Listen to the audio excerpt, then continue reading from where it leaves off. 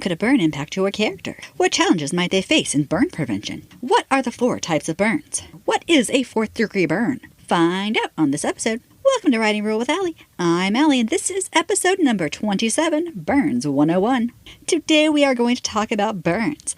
Let me start by adding a disclaimer. I am in no way, shape, form, or fashion a doctor or medical person. This is not medical or treatment advice, and I am not telling you what to do or not to do. This is solely for the purposes of inspiring ideas for writing about burns in a fiction story and nothing else. Now that is out of the way, let's get into this.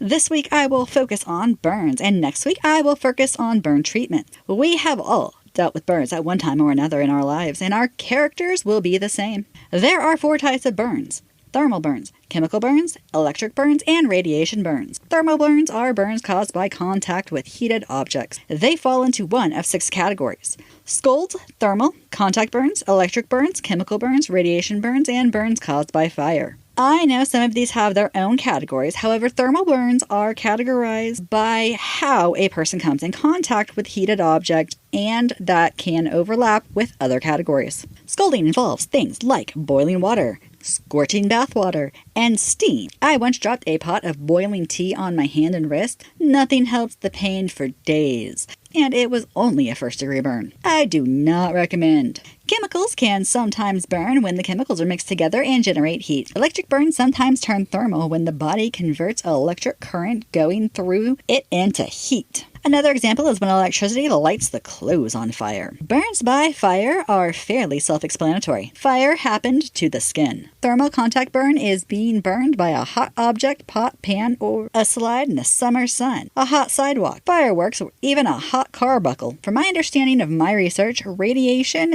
of the thermal type is the nuclear radiation. Basically, if a burn comes from something radioactive, it's classified as a thermal burn. Thermal burns are basically your common burns and will be treated accordingly. Just remember the old wives' tales like spreading mayonnaise or butter on it is not medical treatment. When your character gets to the hospital, they will be scraping the mayonnaise off of the burn. That will hurt. Chemical burns are when the skin comes in contact with a chemical for a period of time, resulting in skin damage. Some of the things that cause this can be, but are not limited to, gasoline, bleach, battery acid, household cleaners, teeth whitening products, hair dye, ammonia, pool cleaners, and more. I have personally used an after-surgery mouthwash that chemically burned my mouth. It was painful and a bit confusing about what was going on at first, since I assumed the pain was the mouthwash touching the surgical site, and later I just assumed that all of it was related to the surgery. I was a bit of an oddity because chemical burns are normally known right away. Signs typically appear quickly, but in some cases take time. I believe that depends on the type of chemical your character comes in contact with, so make sure to research the chemical itself. Signs of a chemical burn are redness, feeling as if the skin is burning, changes in vision if the chemical somehow comes in contact with the eye, coughing or shortness of breath if the chemical was inhaled, numbness, redness, and sometimes even black skin at the site of the contact, looking like the skin is melting in an oozing kind of way, when it is not actually melting but is forming blisters, and more. Chemical burns are treated by removing the clothing from the affected area or the contacts if it comes in contact with the eyes. Remove any dry chemicals that remain. Rinse with cool water for 20 minutes. However, if it comes in contact with the eyes, they should be rinsed until they reach medical help. Although there are a few chemicals, I don't know which ones they are, that are not removed with water. That's why your character needs to know what chemicals they are working with and the first aid if an accident happens. Knowing this could make your character a hero. Not knowing what to do could turn bad and potentially deadly. Also, jobs should train your characters, so there could be a story of a lawsuit for failure to properly train and someone being injured. Historically, your characters might not have had all of the information on what to do when chemicals burned, and they might just have to wing it. Preventing these types of burns is always best. Training, proper safety gear, correct storage, content labels with the first aid label, well-ventilated areas, keeping chemicals away from children, never mixing chemicals, and common sense will save your characters from themselves. At least we hope. Unless they're a jerk. And then storybook payback might ensue. Electric burns are burns that happen because of electricity. The way this can happen includes through appliances, wiring, lighting, lightning, electronics, and more. Electrical burns should be taken seriously because while there might be only a small sign of the burn outside, there could be internal damage. Signs of an electric burn are burns, of course, confusion, headaches, dizziness, weakness, numbness, heart pounding or fluttering, tingling, heart arrhythmias, red or black urine, muscle contractions, balance problems, lightheadedness, shortness of breath, seizures, unconsciousness, entrance wounds, exit wounds, arc wounds, and more. How many volts that come in contact with and how the electricity went through the body will make a huge difference in how severe the burn is. Because of the possible unknown internal damage, doctors advise seeking medical attention to find the full extent of the injury. The let's be safe, not sorry approach. Once again, prevention is always best. Different eras believe different things help with this. I have a family member who used to work on electrical lines, and they used to carry around a stick in their back pocket to help with electrical shocks. Some people believed it would shock the stick, not them, while others swear it was only for knocking people off the lines when they got shocked. In case you're wondering what that means, when high voltage hits the human body, the muscles lock up. The person literally cannot let go. Using a stick to push them off keeps the second person from being shocked when they touch them. Radiation burns are burns caused by long and short wavelengths. These happen with prolonged exposure. The most common of these is sunburns. The signs and symptoms are basically the same as thermal burns. The real difference between thermal burns and radiation burns is that the time it takes for the burn to show up on the skin. Thermal burns show up right now. Radiation can take minutes to weeks to show up. Next thing to know is that there are 4 degrees of burns. I did not know there were more than 3, but hey, I learned something new. First degree burns are when the outer layer of the skin, called the epidermis, is burnt. This is common with touching things like a stove, curling iron, or even sunburn.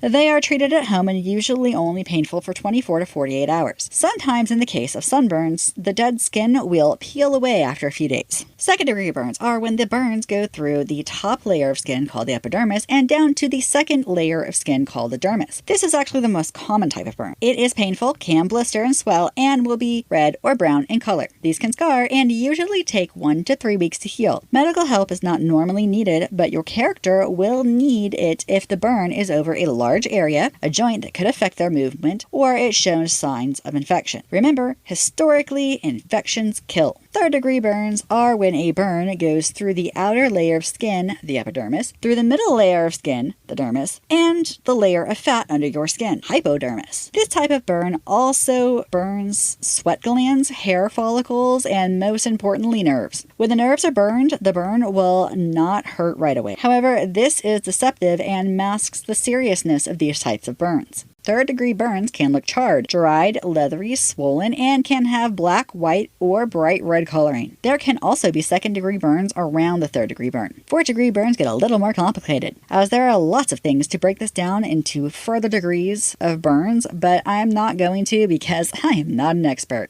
Instead, I will go with what the burn definition from burnsurvivor.com. They define it as the full thickness burns affecting all layers of skin and also structures below the skin such as tendons, bones, ligaments, and muscles. Fourth degree burns are traumatizing to the burn victim and anyone around them when it happens. They have their nerves burned off. Skin grafts are common. Infection is a high danger, especially in a historical or post-apocalyptic story. This is also the stage of life-threatening burns. Your character is likely to go into shock. Shock is when there is a sudden drop in blood flow through the body. When this happens, the organs are not getting the oxygen they need. The skin can be cool, clammy, pale, or ashen. Other signs might be rapid breathing, rapid pulse, enlarged pupils, nausea, vomiting, weakness, fatigue, dizziness, fainting, and more. There can be mental changes as well, such as mental function, abnormal behavior, agitation, or intense anxiety. Shock has several stages but can potentially lead to death. First aid for shock block is to lay the character flat on their back, assuming that was not the burned part of the body, and elevate their feet. Keep the person still. The more they move, the less oxygen to the organs. Loosen any tight clothing. Cover them with a blanket to keep them from becoming chilled. Do not let them eat or drink anything. I am not sure if no eating and drinking one is what they want you to do for the modern medical care in case they need emergency surgery, or if it is important either way.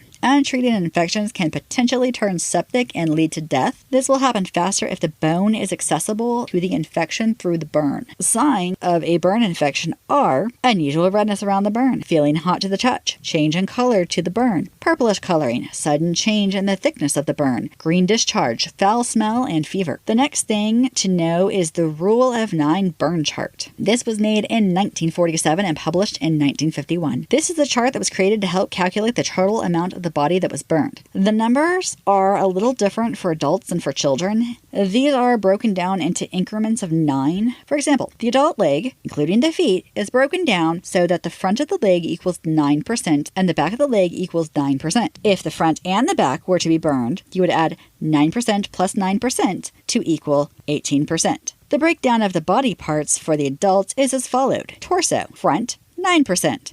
Back, 9%. Together, 18%. Pelvis, front, 9%. Back, 9%. Together, 18%. Head and neck, front, 4.5%. Back, 4.5%. Together, 9%. Arm and hand, front, 4.5%. Back, 4.5%. And together, 9%. Genitalia is only 1%.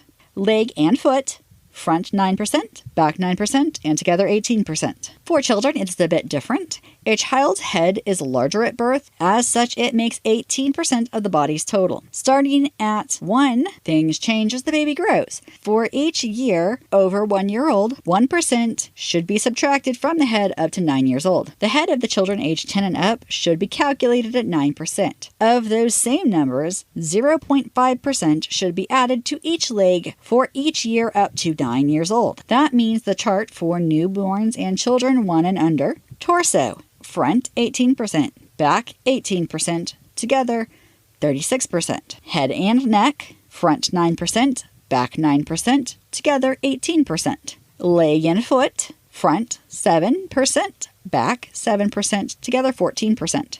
Arm and hand, front 4.5%, back 4.5%, total 9%. I will leave a link in the show notes where you can find the burn chart. Fun fact, it is estimated that approximately 8,500 people in the United States were injured with fireworks in the year 2021. These can be thermal or chemical burns, but thermal is the most common. Now for everyone's favorite part, what could possibly go wrong? Well, let me tell you, likely to go wrong. Your character has no training, and when someone burns themselves with a chemical, they do not know how to help the burn victim. Also likely to go wrong, your character spent too long in the sun and got a sunburn. If writing historically, there will be no sunscreen as we know it today. And the same could be true in a post-apocalyptic story. Possible to go wrong, your character was carrying a pot or pan and accidentally burned themselves. When they do, they instinctively pull their hand back, dropping the pot or pan. This will make a mess, and if it's hot, there will be a second burn when it splashes back at them. Also possible to go wrong, your character was working on electrical wires, and when they were shocked, they didn't realize how badly they were burned. It might take a second character to realize their behavior is not what it should be and seek medical help for them. Unlikely to go wrong, your character lit gas fumes on fire and breathed in some of the fumes just as there was a flash fire, which burns their lungs. Unlikely to go wrong, your character's burn becomes infected and they do not realize it until it starts to smell. The stench could be very potent. Improbable, but technically still in the realm of possibilities. Your character survives a nuclear blast only to find that they have burns many days after the initial blast. Also improbable, but still technically in the realm of possibilities. Your character pops a blister of a 2nd-degree burn. That lets bacteria into the wound, and soon they have a full-blown infection that turns septic and they die. You can find this episode's show notes and helpful links to find more on my website, AlleyHart.com. That's ALLEYHART.com. Thanks for watching. Subscribe and follow for more episodes. Connect with me on my YouTube videos by dropping me a comment. A new episode comes out every Monday. Until then, happy wordsmithing!